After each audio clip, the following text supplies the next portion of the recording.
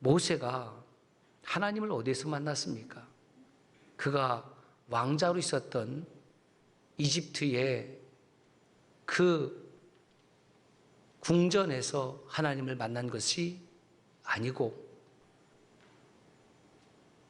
미디안 광야에서 40년 동안 무명의 양치기로 살았는데 그곳에서 하나님은 떨기나무 가운데에 불꽃으로 모세를 만나 주셨습니다. 광야를 히브리어로 미드바르라고 합니다.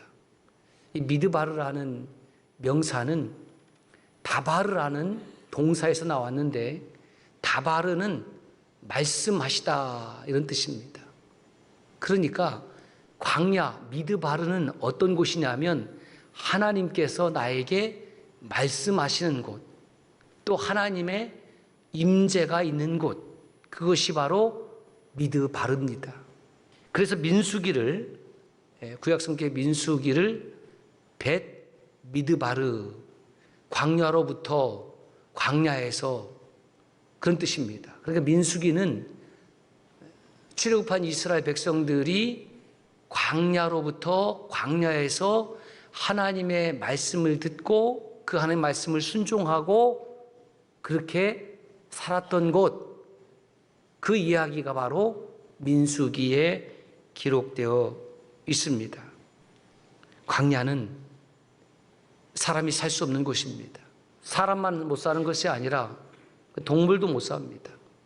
새들도 살 수가 없습니다. 왜냐하면 먹을 것이 없어요. 마실 것이 없어요. 이렇게 육신의 눈으로 바라보면 광야는 사람이 살 수 없는 곳인데 영적인 눈으로 바라보면 희한하게도 그 사람이 살 수 없는 광야에서 미드바르에서 하나님께서 다바르 말씀하신다는 겁니다. 그래서 하나님을 만나는 곳을 디바르라고 그래요.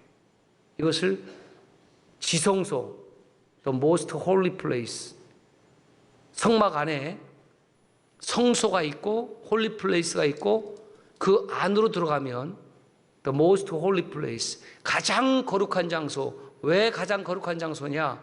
그곳에 법궤가 놓여 있고 하나님의 말씀이 그 속에 담겨져 있고 대제사장이 1년에 한 번 그 지성소에 들어갔을 때에 하나님의 영광의 임재를 경험하는 곳이 지성소입니다. 그렇다면 저와 여러분의 인생 광야에서 살아계신 하나님의 영광을 임재하는 그곳이 바로 디바르입니다. 그것이 바로 지성소입니다. 그래서 미드바르에서 나에게 들려주시는 다바르, 그 말씀에 내가 순종하며 살아갈 때에 그 미드바르는 도베르, 푸른 초장으로 바뀌어집니다. 이사야 5장 17절 말씀입니다. 시작. 그때에는 어린 양들이 자기 초장에 있는 것 같이 풀을 먹을 것이요 유리하는 자들이 부자에 버려진 밭에서 먹으리라. 이 초장을 히브리어로 도베르라고 하는 겁니다. 어떻게 내 삶 가운데에 푸른 초장이 펼쳐질 수 있느냐? 인생 광야에서 미드바르에서 다바르, 하나님께서 말씀을 들려주실 때에 그 말씀대로 순종하면 도베르가 되는 것입니다. 그러나 미드바르에서 하나님의 말씀이 나에게 들려주고 있음에도 불구하고 그 말씀을 듣지 아니하고 따르지 아니하고 어긋장 놓고 삐딱선을 타면 그 미드바르는 데베르가 됩니다.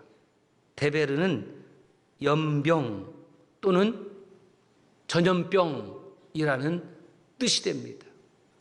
동일하게 누구나 다 광야의 삶을 살지만 어떤 사람에게는 푸른 초장이 펼쳐지고 어떤 사람에게는 하나님의 연병과 전염병이 임하는 겁니다. 물론 우리가 살아가면서 질병을 겪는다고 해서 모두 다 하나님의 심판이라고 저는 생각지도 않고 믿지도 않습니다. 그러나 어떠한 경우에는 아무 까닭 없이, 아니지요, 아무 까닭이 없었던 것이 아니라 실제로는 하나님의 말씀을 들었지만 그 하나님의 말씀을 경멸히 여기고 경홀히 여기고 무시하고 불순종했기 때문에 나에게 대베르도 임할 수 있는 것입니다. 그래서 제가 이렇게 정리를 했습니다. 인생 광야에서, 시작. 인생 광야에서 하나님을 만나는 것이 지성소이다. 그 하나님 말씀에 순종하면 푸른 초장을 주시고 불순종하면 연병이 임한다. 하나님의 광야에서 만나 주실까요? 광야는 앞서 말씀드린 대로 내 힘으로는 생존이 불가능한 곳입니다. 누가 여러분 인생 광야에서 하나님을 믿는지 아십니까? 따른지 아십니까? 내 힘과 능력으로 안 된다. 그러니까 내 힘과 능력으로 되는 인생이 복 있는 인생이 아니고 실제로는 내 힘과 능력으로 안 되는 인생이 복 있는 인생이에요. 왜? 그래야지 하나님을 찾으니까. 하나님 없이 잘 먹고 잘 살고 잘 나가고 그게 복 있는 인생이 아니에요. 인생 광야에서 낮아지고 또 낮아지고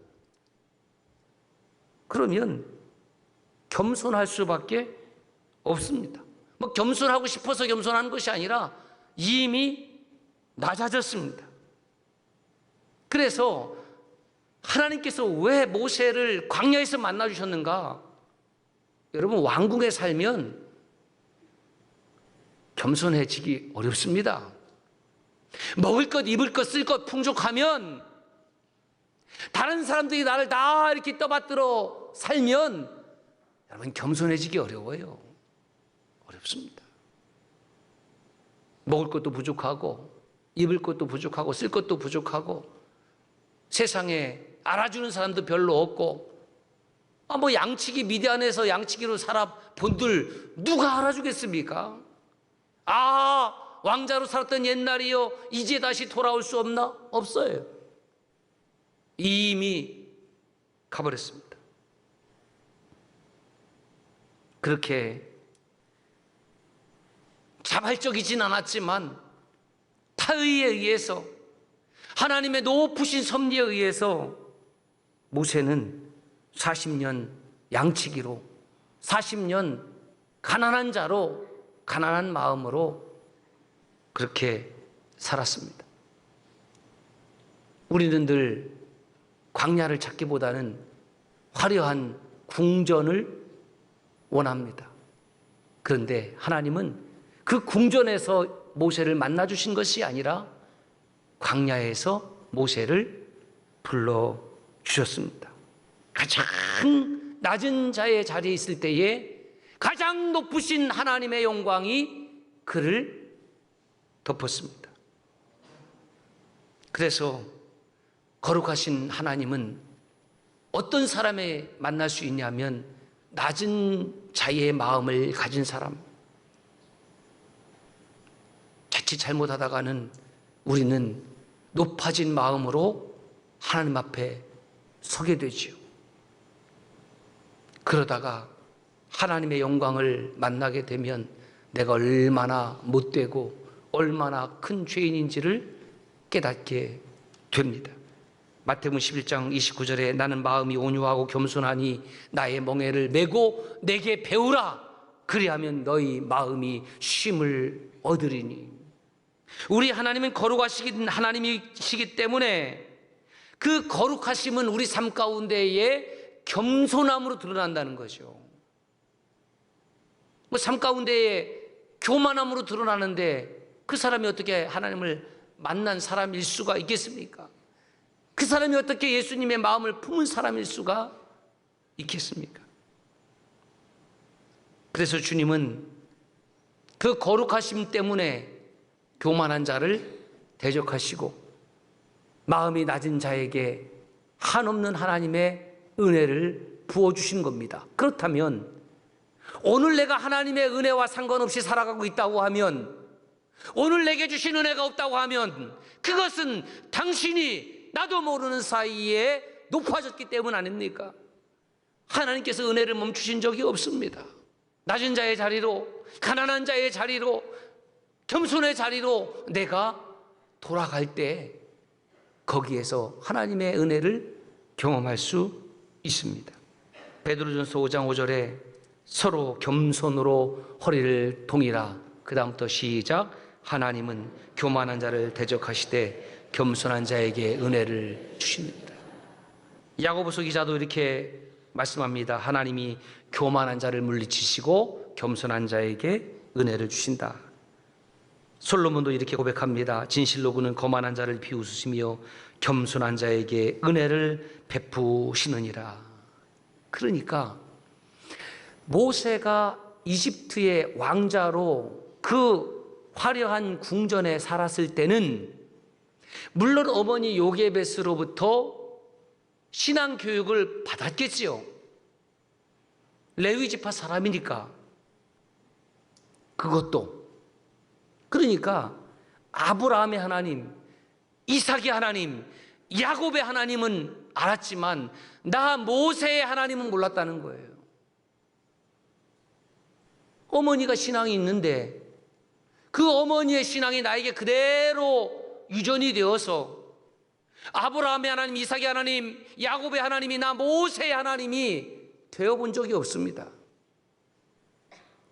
그렇게 80년의 세월이 흐르고 난 뒤에야 비로소 아브라함의 하나님, 이삭의 하나님, 야곱의 하나님, 그리고 나 모세의 하나님이라고 고백할 수 있게 된 것입니다.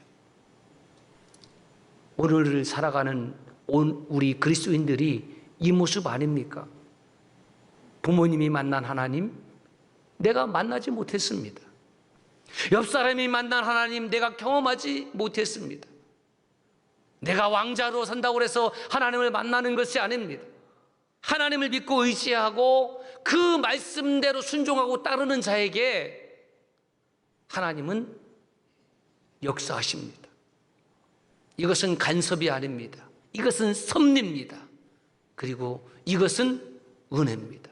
여러분, 내 힘과 능력으로 모든 것을 못하는 것은 아닙니다.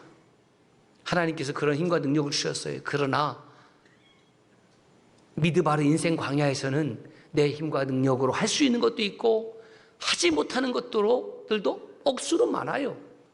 그때에 하나님을 찾는 시간이라는 것을 기억하시기를 바랍니다. 하나님은 편리하게 내가 원하는 장소에 원하는 시간대에 만날 수 있는 것이 아니라 그 만남의 주도권은 철저히 하나님의 섭리 속에서 하나님이 원하는 시간대에 하나님이 원하는 장소에서 만나주시는 거예요. 여러분, 모세가 그러지 않았을까요? 왕자로 살던 40년 동안은 신났겠죠. 얼마나 하나님은 유머스럽다고 해야 되는지, 해악이 넘친다고 해야 될지, 40년의 왕자 생활하고 꼭 40년의 목동 생활을 하게 하십니다. 그리고 하나님께서 정하시는 시간과 장소에서 전혀 예상치 못했던 곳에서 모세를 만나주시는 겁니다. 저와 여러분들의 삶 가운데서 인생 광야에서 하나님의 임재가 있는 그곳이 바로 드비르다. 그것이 바로 지성소다. 그렇다면 오늘 하나님께서 우리 인생 광야에서 하나님을 경험하게 할 수 있는 곳이 어디입니까? 저는 저와 여러분의 모든 삶의 현장 속에서 하나님을 경험하고 만날 수 있다고 믿습니다. 그렇게 하나님께서 그 시간과 장소가 하나님의 주권 속에 있다고 저는 분명히 믿습니다. 그런데 하나님께서 우리를 공동체로 만나게 해주시는 곳이 있다는 거죠. 우리가 성격도 달라요, 취미도 달라요, 나이도 달라요, 성별도 달라요. 하나님은 나를 개인적으로도 만나주시지만 하나님은 공동체로 거하는 것을 기뻐하시기 때문에 교회를 그의 핏값을 주고 세우셨습니다. 우리가 개인적으로 하나님을 만나지만 우리 믿음의 형제 자매들이 공동체로 하나님을 경험하는 곳, 그래서 주께서 피로 값주고 그 피로 그리스도의 몸된 교회 공동체를 세우시고 이 교회 공동체를 통하여 예배하게 하시고 찬송하게 하시고 기도하게 하시고 다바르 하나님의 말씀을 듣게 하셨습니다. 그러므로 카도시 청주서남 교회는 우리가 드려지는 모든 예배를 통하여 하나님을 경험하고 만나는 교회인 줄로 믿습니다. 그래서 제가 이렇게 정리를 해 보았습니다. 시작.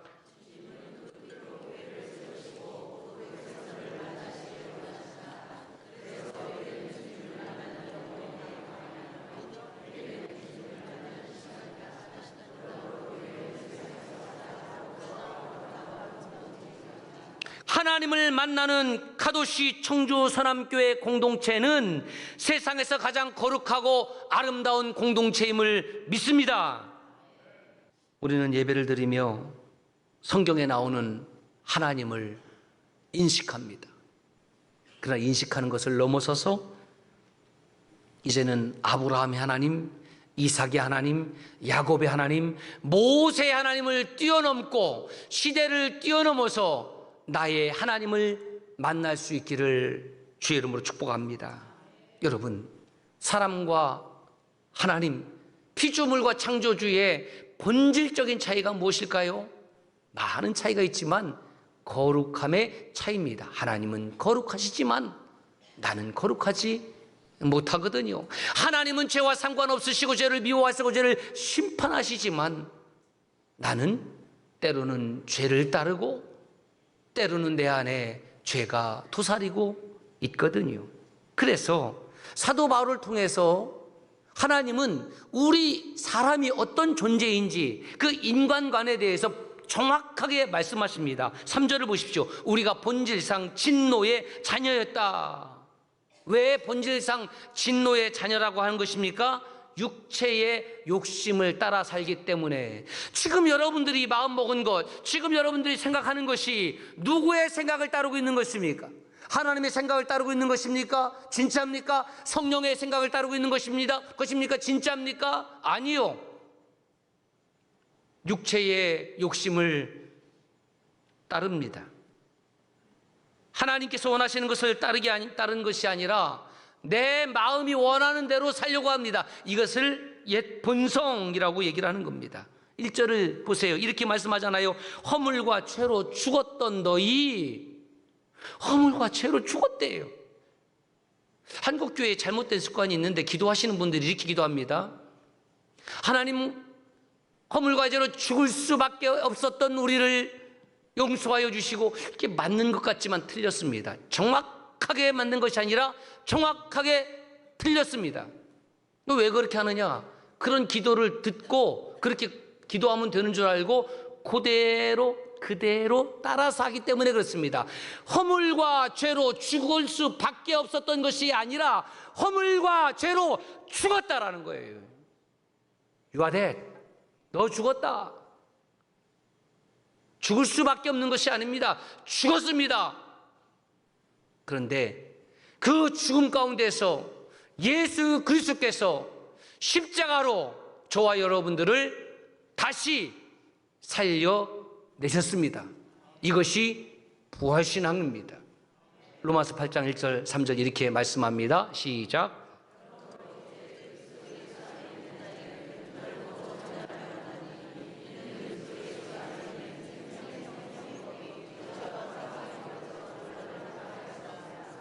여러분, 내가 잘나서 거룩한 것이 아니고 우리의 믿음의 부모는, 믿음의 아버지는 천지 만물을 창조하신 거룩하신 하나님이시다.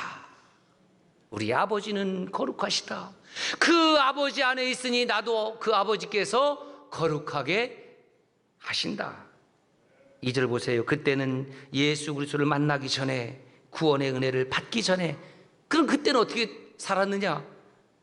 세상 풍조를 따르고 세상 유행을 따랐다 이 말이에요. 공중의 권세 잡은 자, 불순종의 영. 공중의 권세 잡은 자, 불순종의 영이 누굽니까? 사탄이요, 마귀입니다. 그래서 마귀를 따르니 거룩이 뭔지를 몰랐고, 마귀를 따르니 거룩한 삶이 없었습니다. 3절 보세요. 우리는 누구냐? 사도 바울을 비롯한 오늘의 저와 여러분 모든 그리스도인들, 우리는 예수님을 만나기 전에 간단히 말씀을 드리면 내 마음대로 행동했다, 내 뜻대로 살았다. 그리스도인이 누구냐? 내 마음대로 내 뜻대로 살아가는 사람은 절대로 그리스도인이 아니에요. 우리가 예배를 드리면서 다시 한번 또 결단하는 것이 무엇입니까? 내 마음대로 살지 않겠습니다. 내 뜻대로 살지 않겠습니다. 주의 뜻대로 순종하기를 원합니다. 할렐루야. 왜? 내 뜻대로 살면 안 됩니까? 내 뜻은 항상 정당합니까? 내 뜻은 항상 옳습니까? 내 뜻은 항상 공의롭습니까? 내 뜻은 항상 정의롭습니까? 아니요. 정의롭고 공의로울 때도 있지만 그렇지 못할 때도 너무너무 많기 때문에 언제나 공의로우시고 언제나 정의로우시고 언제나 거룩하신 하나님의 뜻대로 살아가자. 그래서 하나님의 말씀을 듣는 이유가 여기에 있는 것입니다. 하나님을 모르고 내 마음대로 내 뜻대로 고집해서 살았기 때문에 이런 찬양이 나와 있습니다. 세상에서 방황할 때 나 주님을 몰랐네. 내 마음대로 고집하며, 오늘 이 찬양 부르면서 여러분 고집이 있다면 십자가 앞에 내려놓고 예배당 문을 나가시길 바랍니다. 5절 보시면 너희는 그 은혜로 구원을 받은 것이라. 그 은혜가 무엇일까? 내가 죄인에서 거룩한 자녀가 된 것은 나의 의로운 행위 때문에 된 것이 아니라 오직 거룩하신 주 예수 그리스도의 덕분으로, 십자가의 공로로, 십자가의 대속함으로. 그래서 6절 7절을 보시면 그 거룩하신 주님은 지금도 우리에게 풍성한 은혜를 베푸실 뿐만이 아니라 다가오는 모든 세대에 그 풍성한 은혜를 베풀기를 원하십니다. 여기에 선교와 전도의 당위성이 나타나 있습니다. 사랑하는 성도 여러분, 모세는 하나님께 쓰임받기 이전에 80년을 그렇게 왕자로 목동으로 살았습니다. 그러면 그 80년의 세월은 아무런 의미 없는 쓸모없는 시간이었나? 그렇지 않습니다. 하나님께서 이스라엘 백성의 지도자로 삼기 위하여 하나님은 그렇게 왕궁에서 40년, 미디안 광야에서 40년 하나님 훈련시키셨습니다. 물론 그때 당시에 모세는 깨닫지 못했겠지요. 우리도 마찬가지입니다. 어떤 이는 모세와 같이 다 훈련의 기간을 끝내고 쓰임받는 분들도 계시고, 어떤 이는 모세의 왕궁이나 미디안 광야처럼 지금 고된 훈련을 받고 계신 분들도 있습니다. 각자에게 처한 환경은 다 다릅니다. 중요한 것은 우리 모두 하나님께 쓰임받기 위하여 이 땅에 보냄을 받았다라는 사실입니다. 그러므로 모든 그리스도인들에게 지나간 날들은 쓸모없는 날들이 아니고 오늘의 거룩함을 준비하는 날이고, 오늘의 쓸모있는 날을 준비하는 날이고, 오늘은 하나님께 순종하는 날이요, 헌신하는 날이요, 또 다시 오실 거룩하신 주님을 예비하는 날이 되기를 바랍니다. 카도시 아도나이, 거룩하신 하나님, 하기오스 키르의 거룩하신 주님, 마라나타, 다시 오시옵소서.